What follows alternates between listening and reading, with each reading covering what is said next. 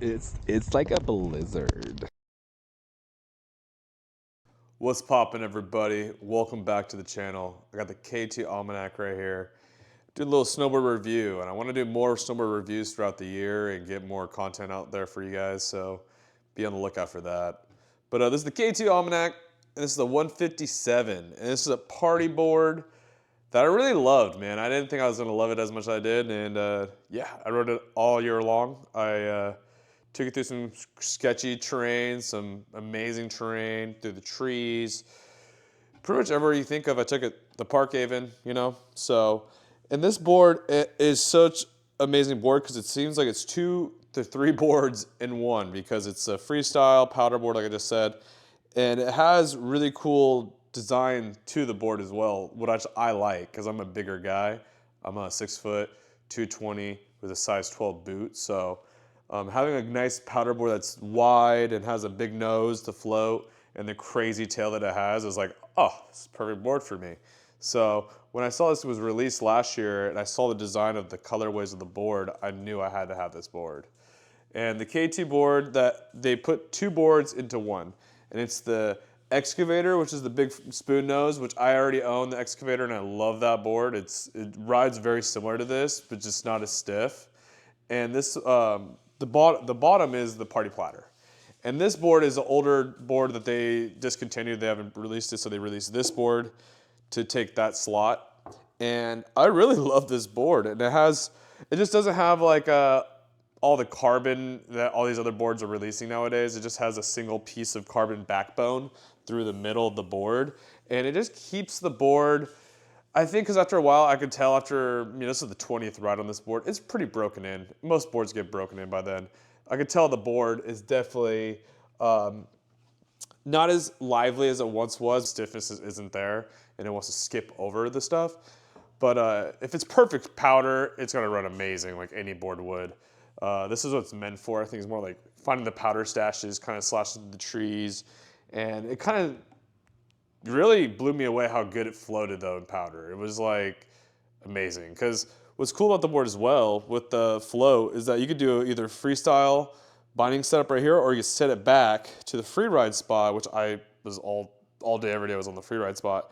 I didn't even go back to the furthest set back position, and it made it ride like a freaking boat, which I really like. I like a little boat kind of surfy vibe. So it goes from riding like a twin, super stable and turns quick on groomers, to when you set it back, it rides like a completely different board, which is cool. Like I really like that they did this.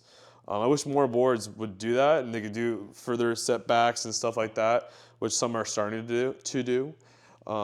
But yeah, this board, and it's just super mellow. Sometimes I don't want to be on my P's and Q's. I'm older, I'm 32, and I want to just ride and have fun. And sometimes those crazy stiff boards with all the carbon in where you can send to the moon and stuff is like, dude, I'm old. I don't really care. I have nothing to show for. I just want to like go ride and have fun with my friends. That's kind of the board for it. But yeah, get yourself a K2 Almanac, man. This board's also, I forgot to say this too. The top sheet, I love the design of this top sheet because they've put the design of, if the top sheet has this tie-dye effect on it. So if you hit anything, tie-dye appears under it. So it's kind of cool. You can see little marks. They look, they're hidden rocks, but the dents and everything became tie-dye, which is, I really wish more companies would do that and make a cooler, so it's not just a black smudge or looks like crap when you do hit stuff, because you're gonna hit stuff, it happens. But I will say the tie-dye effect though is why I bought this board. Like, look how cool that stuff is. It's like all throughout the board, and I noticed when it gets really cold, you could totally see the tie-dye even more. I don't know if it's like color affected or what or not, but I could totally see more tie-dye, which is cool. And the reason why I also bought the board is this.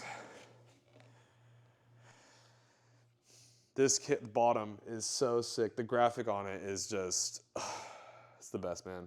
It's my favorite graphic of all time, in my opinion. I don't know, I'm biased or not because I own it, but I love tie-dye and it's freaking sick. The new graphic is also amazing. Don't get me wrong, it's pretty cool. But I just love the white with this tie-dye. It's like 2 of my favorite colors, pretty much. The next would be like an orange and black board because I'm the Giants fan, so I love orange and black.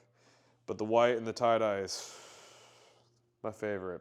So you really got to get yourself a freaking K2 Almanac. This thing is just everything about it, to the big spoon nose and the tail. This tail also is great, and powder and turning and really everything. I just love this board. You got to get yourself a K2 Almanac.